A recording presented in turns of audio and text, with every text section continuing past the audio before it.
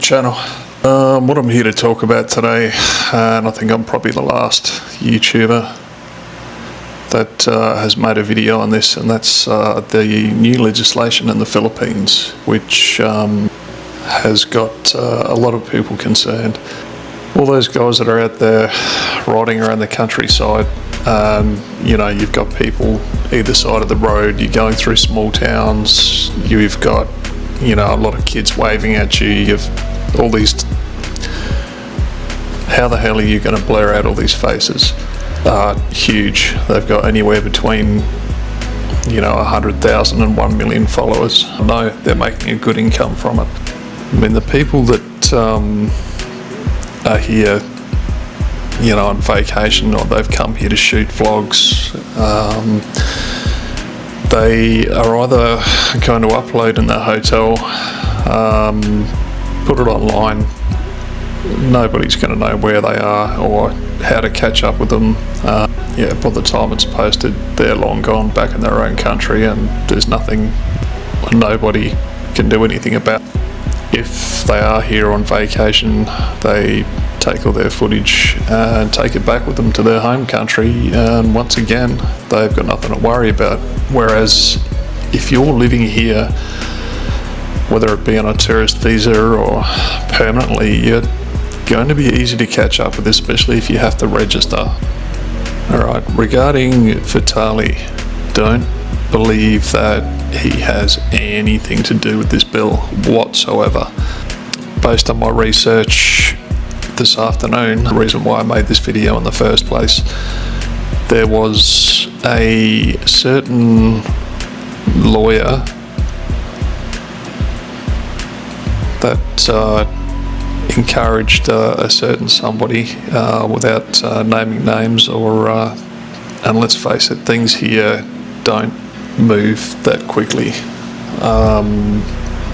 I cannot see this bill being drawn up and, you know, pushed through into legislation in under a year, let alone 1 year. Cast your mind back, for those of you that watch a lot of YouTube,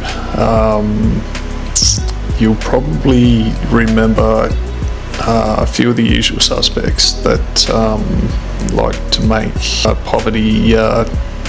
Those videos get quite a few views, and that's all they do, is walk through the worst parts of the Philippines and post it and profit. It has struck a nerve with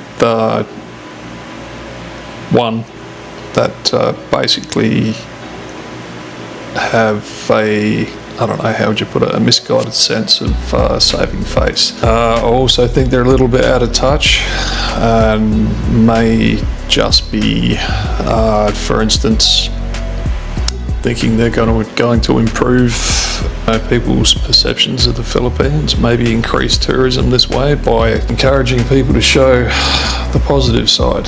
The amount of tourist dollars, the foreigners that come here to live, I'm not sure whether they quite understand just how much YouTube content that they consume. Hundreds of thousands of viewers will see this, they'll use that to decide where they want to live. Yeah, there's been countless amounts of foreigners and holiday makers that have come here and settled solely on the advice and what they've seen on YouTube, and that includes vast amounts of money over the years which has gone into the economy. There's another side to that.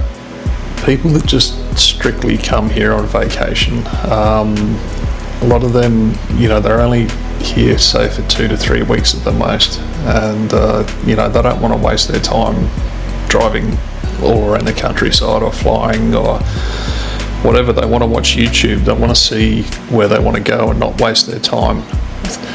Now, these smaller out-of-the-way places that you'll see people settling down in or holidaying in, they're very quickly going to dry up as far as the tourist dollar is concerned, because nobody's going to end up seeing them anymore.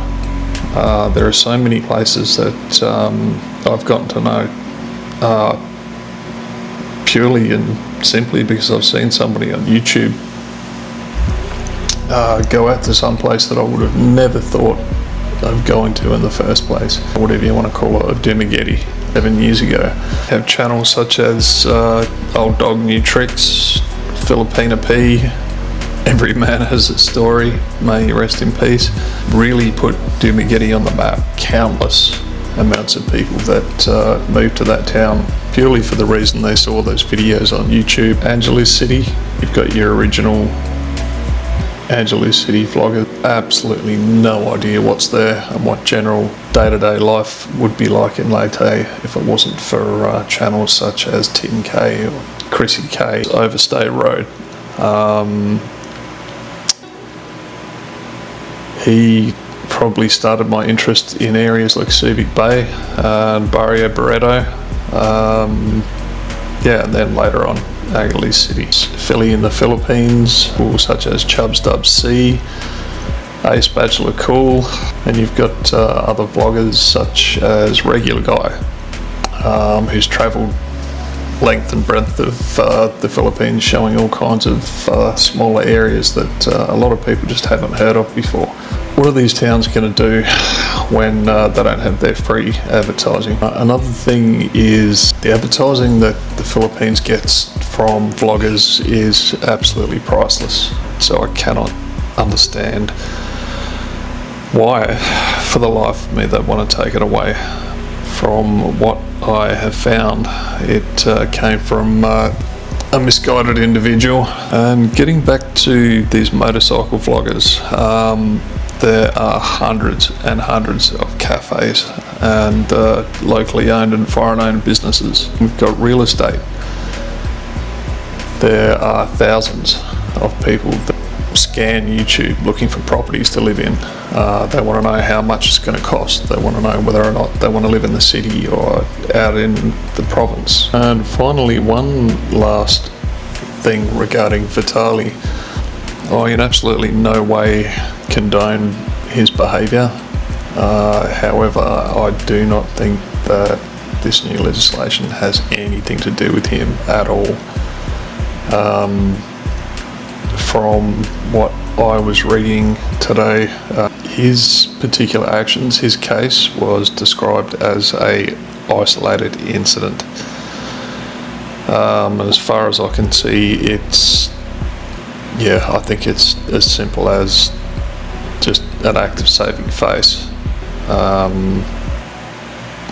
We'll see what happens in the future. Thanks for tuning in. Once again, I'll be back with another rant about nothing sooner or later. See ya.